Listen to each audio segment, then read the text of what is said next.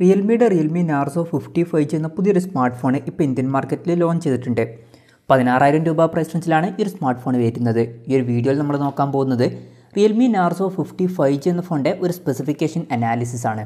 ആദ്യം നമ്മൾ ഡിസ്പ്ലേയുടെ കാര്യം നോക്കുകയാണെങ്കിൽ Realme Narzo 55ൽ 6.6 ഇഞ്ചിൻ്റെ ഫുൾ HD പ്ലസ് ഡിസ്പ്ലേ കൊടുത്തിട്ടുണ്ട്. LCD പാനലാണ് ഇതിൽ ഉപയോഗിച്ചിരിക്കുന്നത്. AMOLED ഡിസ്പ്ലേ വരുന്നില്ല. ഇപ്പോൾ നിങ്ങൾക്ക് ഈ ഒരു പ്രൈസ് റേഞ്ചിൽ വരുന്ന ഫോണുകളിൽ AMOLED ഡിസ്പ്ലേ വേണം എന്നുണ്ടെങ്കിൽ അതിനുള്ള ഓപ്ഷൻസ് ലഭിക്കുന്നുണ്ട്. പക്ഷേ ഒരു കാര്യം എന്താണെന്ന് വെച്ചാൽ അത് 4G ഫോണിലായിരിക്കും. 5G ഫോണുകളിൽ അധികം ഓപ്ഷൻസ് വരുന്നില്ല. അപ്പോൾ 5G ഫോണുകളുടെ കാര്യം മാത്രം നമ്മൾ നോക്കുകയാണെന്നുണ്ടെങ്കിൽ LCD പാനലേ വരുന്നു എന്നുള്ളത് ഒരു കംപ്ലയിൻ്റ് ആയിട്ട് പറയാൻ പറ്റില്ല. പിന്നെ ഇതിൽ 90 ഹെർട്സിൻ്റെ റിഫ്രഷ് റേറ്റ് സപ്പോർട്ട് ചെയ്യുന്നുണ്ട്. അതുപോലെ തന്നെ 150 ഹെർട്സിൻ്റെ ടച്ച് സാമ്പിളിംഗ് റേറ്റും ഇതിൽ കൊടുത്തിട്ടുണ്ട്. പിന്നെ ഈ ഫോണിൻ്റെ ഫ്രണ്ടിൽ വാട്ടർ ഡ്രോപ്പ് നോച്ച് ഡിസൈനേ കൊടുത്തിട്ടുള്ളൂ. ഈ ഒരു പ്രൈസ് റേഞ്ചിലൊക്കെ ഇപ്പോൾ മിക്ക ഫോണുകളിലും പഞ്ചോൾ ഡിസൈനൊക്കെ വരുന്നുണ്ട്. ഈ ഒരു പ്രൈസ് റേഞ്ചിൽ വരുന്ന ഒരു ഫോണിലൊക്കെ പഞ്ചോൾ ഡിസൈൻ കൊടുത്തിരുന്നെങ്കിൽ കുറച്ചും കൂടി നന്നായേനെ. പിന്നെ ഈ ഫോണിൻ്റെ പീക്ക് ബ്രൈറ്റ്നസ് വരുന്നത് 600 നിറ്റ്സ് ആണ്.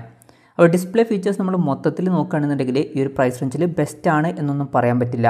ഇപ്പോൾ ഈ ഫോണിന് കോമ്പറ്റീഷനായിട്ട് വരുന്ന പോക്കോ M4 Pro 5G എന്ന ഫോണിൻ്റെ കാര്യം നോക്കുകയാണെന്നുണ്ടെങ്കിൽ ആ ഒരു ഫോൺ 15,000 രൂപ പ്രൈസ് റേഞ്ചിലാണ് വരുന്നത്. ആ ഒരു ഫോണിൽ നമുക്ക് LCD ഡിസ്പ്ലേ തന്നെയാണ് കിട്ടുന്നത്.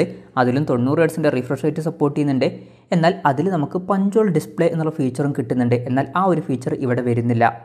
എന്തായാലും ഈ ഒരു പ്രൈസ് റേഞ്ചിന് പറ്റിയിട്ടുള്ള ബെസ്റ്റ് ആയിട്ടുള്ള ഡിസ്പ്ലേ ഫീച്ചേഴ്സൊന്നും Realme Narzo 55ൽ കൊടുത്തിട്ടില്ല. പിന്നെ ഈ ഫോണിൻ്റെ ഫിംഗർ പ്രിൻറ്റ് സെൻസർ ഫോണിൻ്റെ സൈഡിൽ പവർ ബട്ടണിൽ ഇൻറ്റഗ്രേറ്റ് ചെയ്തിട്ടാണ് വരുന്നത്. ഫോണിൻ്റെ വെയിറ്റ് വരുന്നത് ഏകദേശം 190 ഗ്രാമാണ്. തിക്നെസ് വരുന്നത് 8.1 mm ആണ്. പിന്നെ ഈ ഫോണിൻ്റെ 2 കളർ വേരിയൻസ് ഇപ്പോൾ ലോഞ്ച് ചെയ്തിട്ടുണ്ട്. ഹൈപ്പർ ബ്ലാക്കും ഹൈപ്പർ ബ്ലൂവും.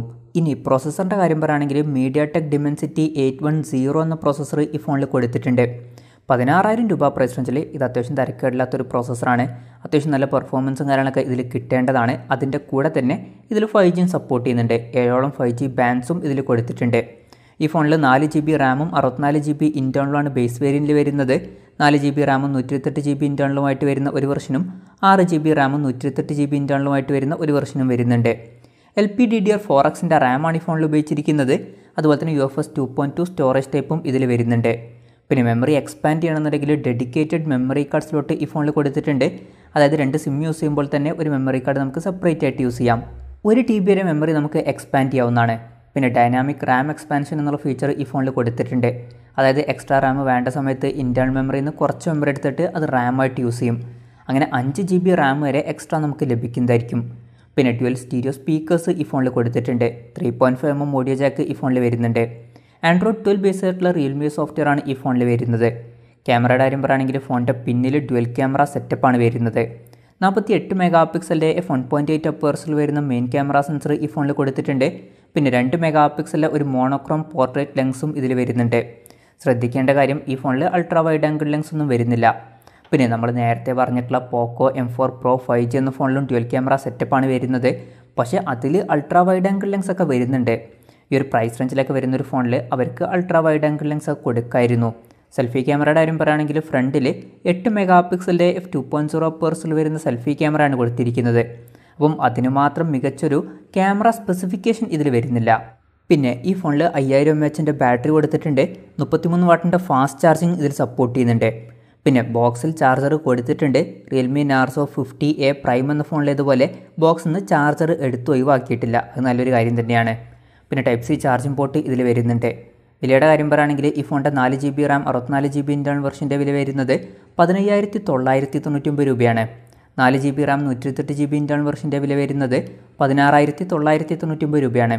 അതുപോലെ തന്നെ 6GB റാം 128GB ഇൻറ്റേർണൽ വെർഷൻ്റെ വില വരുന്നത് 17,999 രൂപയാണ്. HDFCയുടെ കാർഡ് യൂസ് ചെയ്യുകയാണെന്നുണ്ടെങ്കിൽ 2,000 രൂപയുടെ ഓഫൊക്കെ നമുക്ക് ലഭിക്കുന്നതായിരിക്കും. മെയ് 24 മുതലാണ് ഈ ഫോണിൻ്റെ സെയിൽ സ്റ്റാർട്ട് ചെയ്യുന്നത്. എന്തായാലും ഓവറോൾ നോക്കുകയാണെന്നുണ്ടെങ്കിൽ 16,000 രൂപ പ്രൈസ് റേഞ്ചിൽ Realme Narzo 55G എന്ന ഫോണിൽ തരക്കേടില്ലാത്ത ഫീച്ചേഴ്സ് കൊടുത്തിട്ടുണ്ട്. പക്ഷേ ഒരിക്കലും ഇത് ഈ പ്രൈസ് റേഞ്ചിൽ ബെസ്റ്റാണ് എന്നൊന്നും പറയാൻ പറ്റില്ല. ഇപ്പം ഈ ഫോണിന് കോമ്പറ്റീഷനായിട്ട് വരുന്ന പോക്കോ M4 Pro 5G എന്ന ഫോണായിട്ട് ഇതിൻ്റെ സ്പെസിഫിക്കേഷൻ നമ്മൾ കമ്പയർ ചെയ്യുകയാണെന്നുണ്ടെങ്കിൽ അതിൽ പഞ്ചോൾ ഡിസ്പ്ലേ എക്സ്ട്രാ ആയിട്ട് വരുന്നുണ്ട്. അതുപോലെ തന്നെ ക്യാമറയിൽ അൾട്രാ വൈഡ് ആംഗിൾ ലെൻസ് കൊടുത്തിട്ടുണ്ട്. ഇതുപോലുള്ള കാര്യങ്ങളൊക്കെ വരുന്നുണ്ട്. പിന്നെ വിലയുടെ കാര്യത്തിൽ ആ ഒരു ഫോണിന് 1000 രൂപ കുറവാണ്. അപ്പം ഈ ഒരു ഫോണിൽ ഈ ഒരു പ്രൈസ് റേഞ്ചിൽ ബെസ്റ്റ് ആയിട്ടുള്ള ഫീച്ചേഴ്സ് വരുന്നുണ്ട് എന്നൊന്നും പറയാൻ പറ്റില്ല. എന്തായാലും Realme Narzo 55G എന്ന ഫോണിനെ പറ്റിയിട്ടുള്ള നിങ്ങളുടെ അഭിപ്രായം ജസ്റ്റ് ഒന്ന് കമൻറ്റ് ചെയ്യുക.